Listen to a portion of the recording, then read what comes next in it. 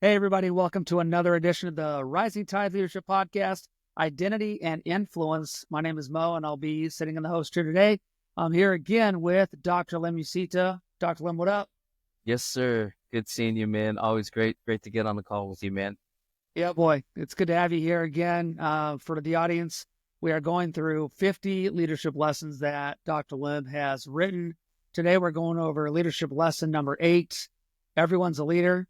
Why don't you start out, Dr. Lim, by telling us what inspired this article? I think the main reason why I wrote this is because of this this leadership stuff. Like it kind of exploded just within the last couple of decades. And people talk about how everyone is a leader. But if you're in an organization where there's a boss and you're not the boss, like what does that look like? And what does it mean that everyone's a leader? And I just kind of wanted to write a little bit about that. Like you can have leadership at all these different levels, no matter where you are in the hierarchy. You can lead. And so I think this article really just takes a look at what that might look like, even if you're not quote unquote leader, if even if you don't have like the positional like leadership power like over the whole organization, how can you still lead in your area? Let's talk about leadership not being about titles, about being more about behavior. Why are we thinking about positions when we're talking about leadership?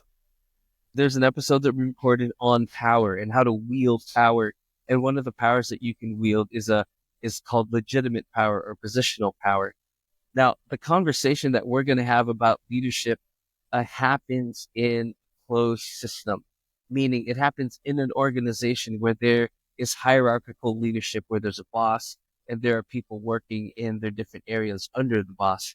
And in this closed system, like we tend to think of the leaders as having the positions up at top, and then maybe, in the traditional model, most of the leaders are up top and everybody works for them. But I think these days, like in light of all the leadership literature and all of the principles out there, like there is the ability to lead in every area of the organization, no matter where you are. So even if you have bosses several layers up and you are in charge of an area, or maybe you're not even in charge over people, you can still use these leadership principles and you could practice leadership still, even when you're not overseeing people. Like that's the point, like you can lead at any level of the organization that you might be at. So, how does leadership then go beyond holding a formal title? Yeah, I remember talking with one of my mentors years ago, and he was talking about how, he was talking about self leadership and how sometimes leadership is just getting out of bed. You wake up, you get out of bed, that's self leadership. And the reason why I think that's important is because lots of people that can't get out of bed. Like they don't have enough self leadership in themselves, because that's what it is, to just get out of bed and make your bed, which is another big win. You know what I mean? And then get your day going for whatever reason, like just in mentoring and coaching the next generation. Like they don't want to work. Like work is like not a thing for them. I remember coaching an individual who happened to be younger, and he was like, "I'm done working." I'm like, "You're like 22 years old," and he was done. Like, "I'm done working. I've He was worked hard serious. already." He was serious. Like, "I've worked hard already. I don't want to work anymore." And I'm like, "What world do you live in, man? Have like the self leadership to get out of bed and get some work done, and get to work." I led this internship program, and I had 20 leaders that I was leading in this program. And like, we had a schedule. Sunday morning, here's when you need to be here. And inevitably, I'd be on the phone trying to wake them up, trying to get them out of bed. Like, have the self leadership to just simply get out of bed and show up and be a contributing member of society. But a lot of these people, a lot of people these days just don't want to work. Yeah, I agree with that. There's a lot of people that think that they paid their dues, but they have no idea what it means to pay Yeah, their dues. I mean, maybe I'm if the sounding dues like at an old guy 23, now. no, I mean, we're still paying our dues. You know what I mean? That's part of Absolutely. what You're we're always doing. paying your dues. That's right. Exactly. Like we are sharing our lessons. And here's the deal. We've experienced some leadership, opportunities, and we got some stuff to say, and we're going to share it, right? And we're going to pay our dues. This is all a part of it because we want to grow and we want to become better. So, get up out of bed and get to work. That's what we're doing. So, can you think of examples where people that were in non-leadership positions made a significant impact on the people around them? Easy examples of non-leadership are social media examples, where folks can go viral and end up in a role where they're leading thousands of people. And it's more normal these days to have impact and have a following of thousands of people. And I think these, the next generation of leaders, they think that that's what the next thing is for them. Well, I'm just going to be an influencer, or I'm just going to grow and, get a following, and that's who I'm going to lead. And in their minds, they don't necessarily see the work that it takes in order to get to that, because they think, oh, I'm just going to be online and, people are going to follow me. And I think a lot of the next generation have those models. I mean, like, they are not going to go to college, and like they aspire for celebrity and they aspire for influence because, like you were just talking about, it doesn't take any work to get to that. I don't have to pay my dues. I just got to post online and people are going to magically follow me. Let's talk about fostering a culture of leadership at every level. What does it take to create an organization where leadership is within that culture and it's shared? Yeah. The first thing that comes to mind is leadership that's shared is a team member that's empowered. When I think about shared leadership, when I think about an organization that has a leadership culture, right at the top is a leader that is secure in who he is. Because only a leader that's secure in who he is and a leader who's secure in his leadership ability can empower the team. That's the only way you create a leadership culture. Like, insecure leaders up top, they tend to micromanage. They tend to want to control everything. And that's not necessarily a culture of leadership. So, how does a leader's security in their role impact their willingness to empower others? Yeah, I'd say that, well, the leader's security, yeah, in themselves helps them to be secure in their role so that they can empower others. In a previous episode, we talked about like the mask that we put on, and a leader that's authentic and humble and is willing to listen to people that work for them. They show up as their true and authentic self, and then they don't have to hide behind a mask, and they don't have to manage their image, or they don't have to manage their position. They can just lead. I think lots of conversation revolve around knowing yourself and your leadership identity, which is what we've been talking about in all these episodes. Reflecting, journaling, getting a coach, getting a mentor.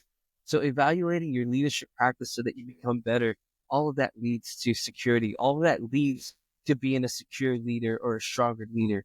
And then that in turn can create a leadership culture where you empower your team. What are some ways that leaders, how can they encourage people to take initiative and ownership? Yeah, we were talking about how like this concept of everyone being a leader is, you think, a closed system, even a hierarchical system. So you can still lead, even though you don't have that leadership position, you can still lead in your area. That's where it starts. Well, I guess it starts by getting out of bed and showing up for work. Like, that's truly where it starts, self leadership. But when you're in the organization and you have a role, and whether you're leading people or not, you can start in your area. That's where it starts. And every organization is a little different, but at the end of the day, leadership is being able to step up your game and whatever responsibility you have in the organization, doing it to the best of your ability and then making it better.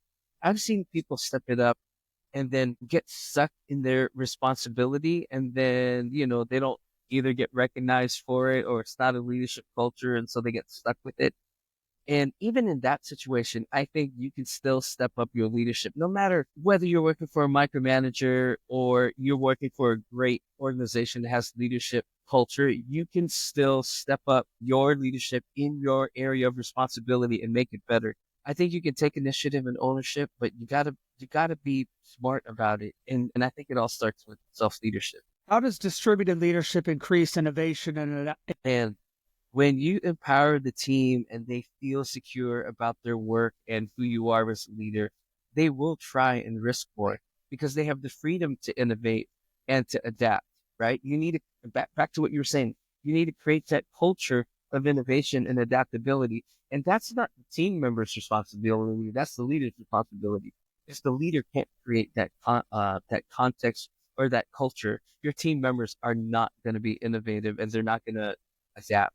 So distributed leadership, I think, starts with a secure leader, a leader that's secure enough in himself, to give away some responsibility, to empower his team, and, to provide the accountability that's needed.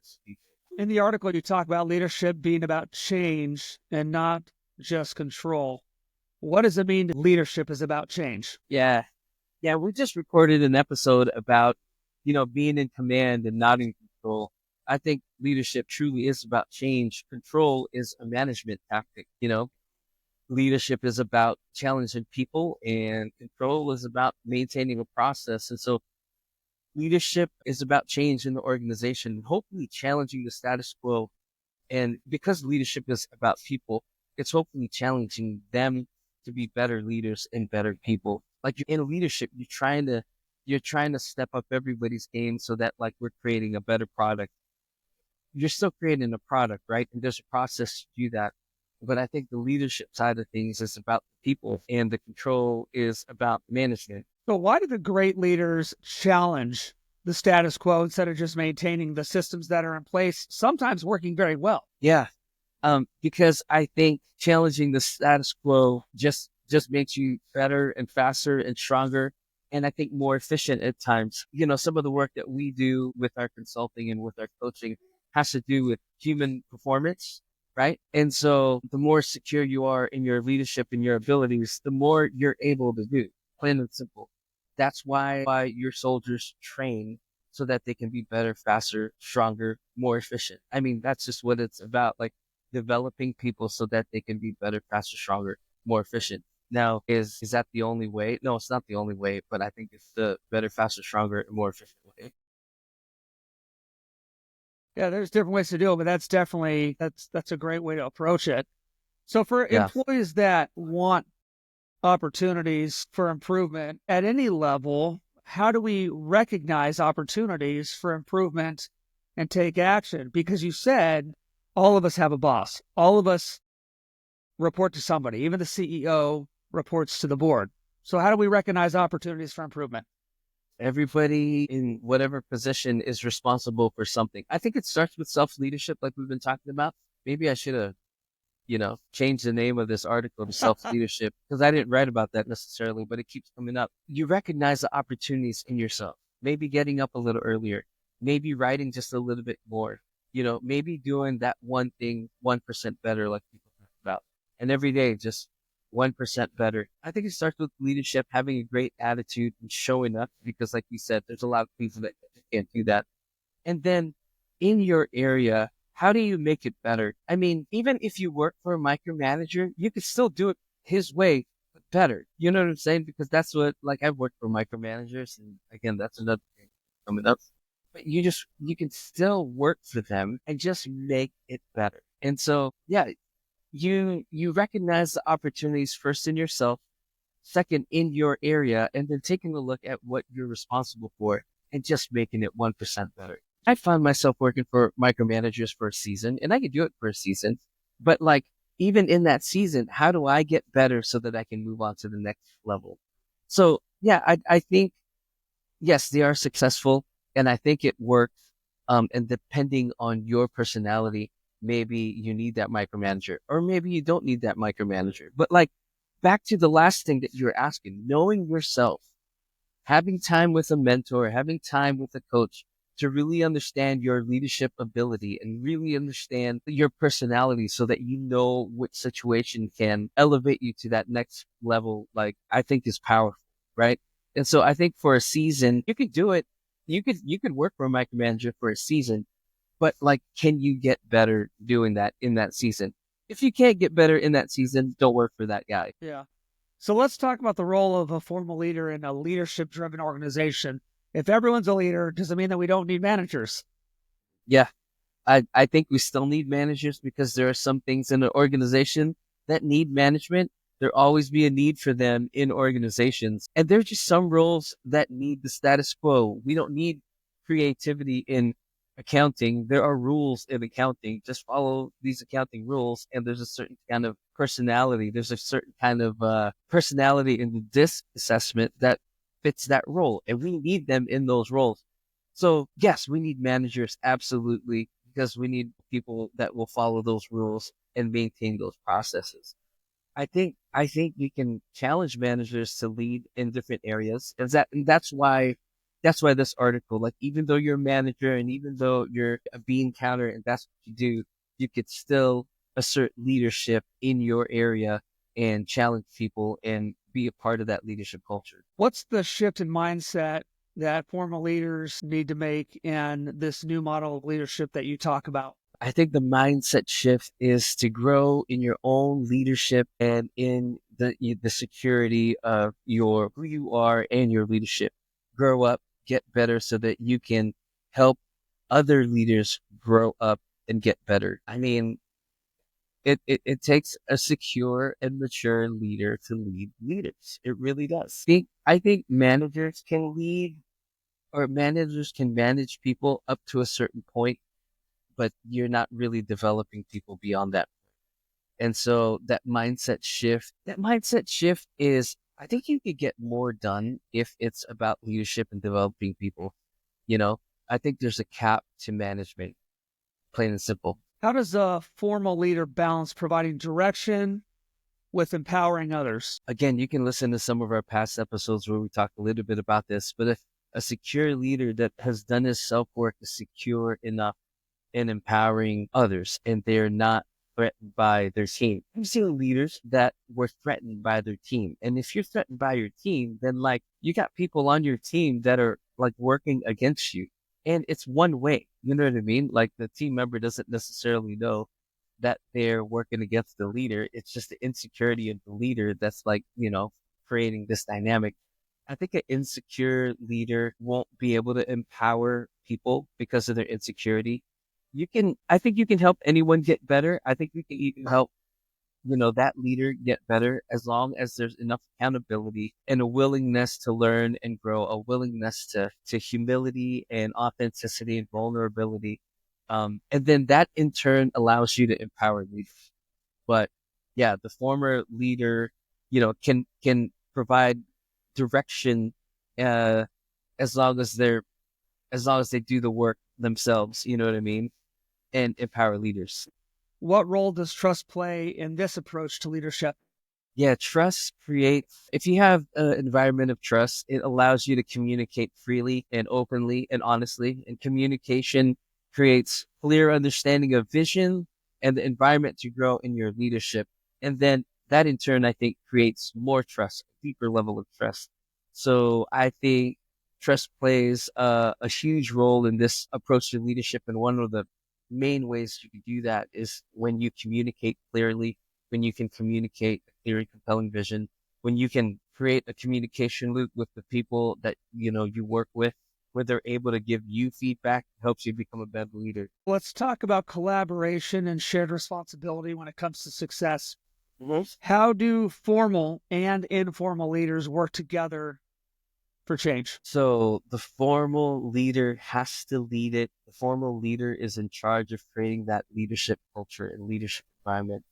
And then it's the leader's responsibility to create that leadership culture that empowers the team. And so at the end of the day, it's the formal leader's responsibility to create all of this. And then I think it creates that leadership where even those that don't have those formal leadership positions feel empowered to lead in their area. What happens when leadership is misaligned within an organization? Man, I think you get stagnant. It just can't grow or just can't grow as fast. You'll either need to change the culture or you need to change the leader, plain and simple, or the organization dies. That's also another possibility. Um, Yeah.